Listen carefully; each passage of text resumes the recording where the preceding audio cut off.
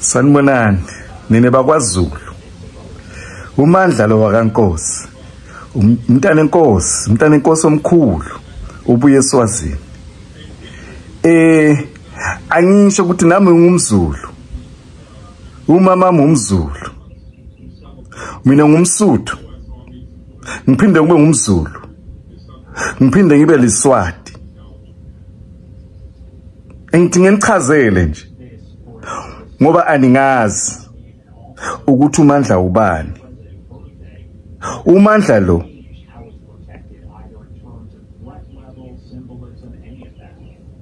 uyanazisa ukuthi uShembe lo umthakathi, umgodoyi, yinja le yamasimbenje.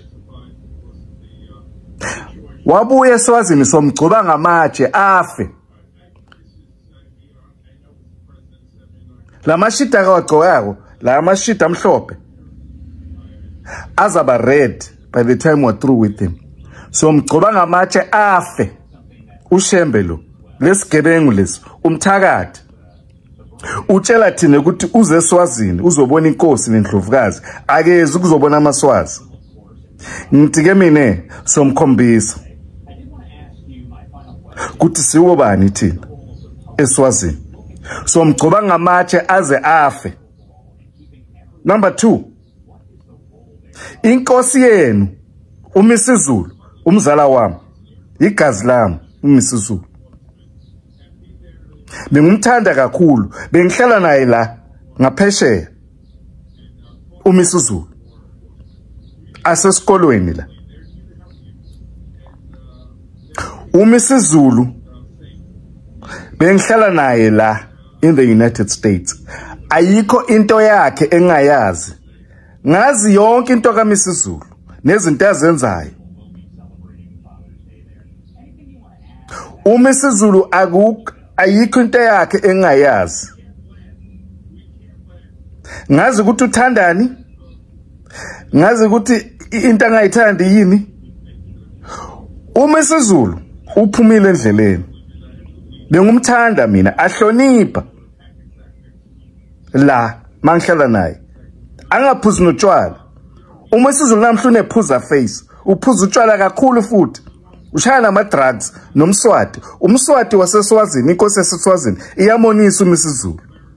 Imkhiphile endleleni. uMisizulu akahloniphi ngisho abantu abadala. uGatsha Buthelezi lo ufile, ubulawaye isifo senhliziyo ngenxa kaMisizulu. uMisizulu uthuka ngisho umama wakhe. Athi msunu kaNtana inkosi. Kusho uMisizulu. Asho kumama omzalayo. Akananhlonipho uMisizulu. Akukho umuntu amhloniphayo amsabayo. So nengenzi kumina nizokhuluma lamasimba lapho ngoShembe lesontane. Isigebengu lesi. So mgcoba ngamatshe eSwazini. Wabuya nje nimtshele ukuthi uMandla Nkosi, umfana enkosi lomkhulu wakaNgwane, uthi utakubulala wena Shembe Masimbenje. Ngisemsebenzini nje ngiyalingibona la. Uyabona? Ngiyasebenza. Ngisemsebenzini. Niyangidisturba ngalamasimba enu akaShembe. Umthakathi lo. Umthakathi thina eSwazini simgcoba ngamatshe. NakwaZulu umthakathi ugcotshwa ngamatshe.